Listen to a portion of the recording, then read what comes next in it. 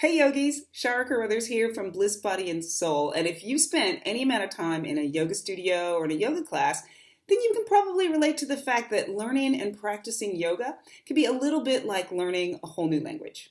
And now that Ayurveda, yoga's sister science, is being talked about a lot more, not just inside the studios, but also in your favorite blogs and your favorite magazines, and even in your favorite television programs, a whole new world of vocabulary has been thrown into the mix. And so I'm here to help you wade through the alphabet soup and zero in on just a few key terms that'll lay the foundation for a much better understanding of Ayurveda and how it actually applies to you, both on the mat and off. Starting with the top 10 Ayurvedic words that every yogi should know. You ready? Here we go. Number 10, Panchamahabhutas. So breaking this Sanskrit word down is probably going to be the best way to actually understand what it means. Okay, so we've got Pancha, that means five. Maha, great. Bhutas, elements, the five great elements. So Panchamahabhutas refers to one of the fundamental principles of Ayurveda, the one that acknowledges that everything in the material universe, including you and me, is made up of the same five things. The same five elements: space, air, fire, water, and earth. Number 9, Agni. So Agni is our digestive fire.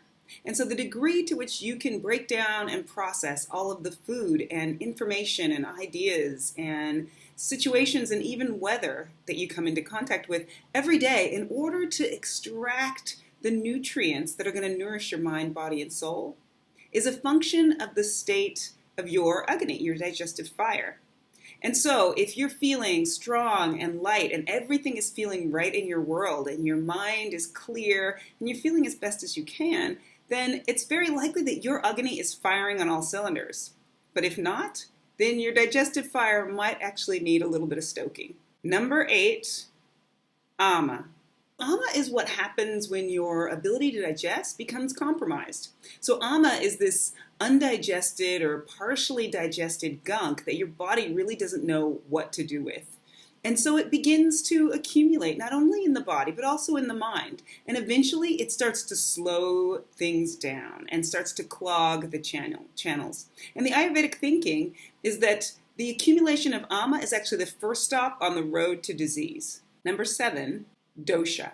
Dosha is a word that refers to the biological energies that interact to form everything about you, from your favorite foods to your shoe size. But the most common use of the term dosha is really a reference to the primary or the most prevalent of the biological energies in your mind and body constitution.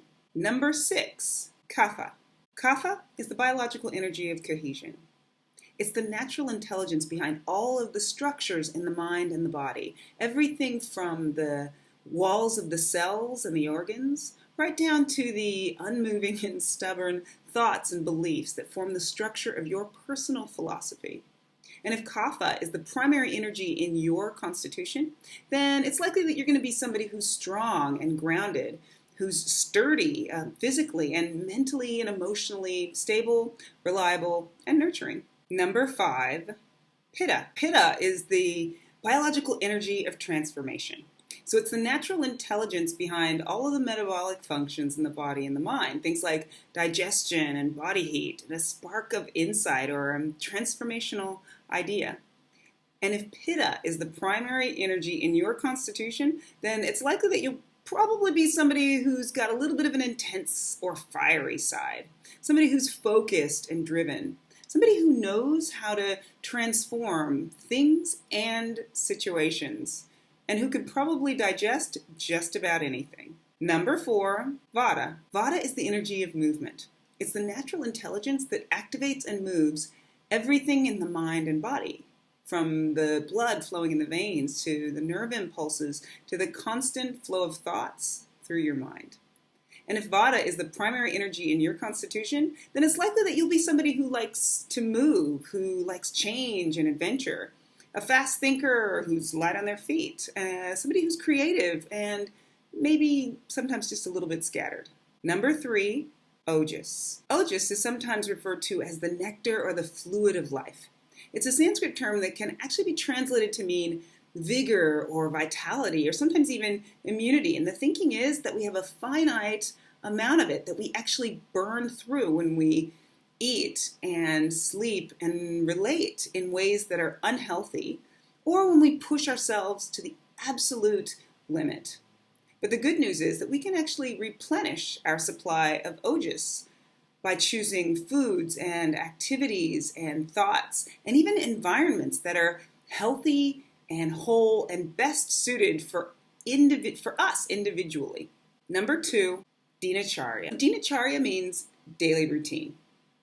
And it's a series of daily actions dedicated to self-care and self-awareness that create and support a healthy mind, body, and soul.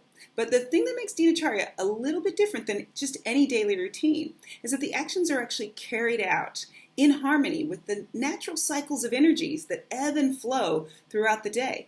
And these energies actually influence when it's best to do things like eating and sleeping and thinking and relating and relaxing. Number 1, Ayurveda. Yes, Ayurveda. And although many of you have heard that word at least a half a dozen times since the start of this video, not everyone's aware that it actually means the science of life.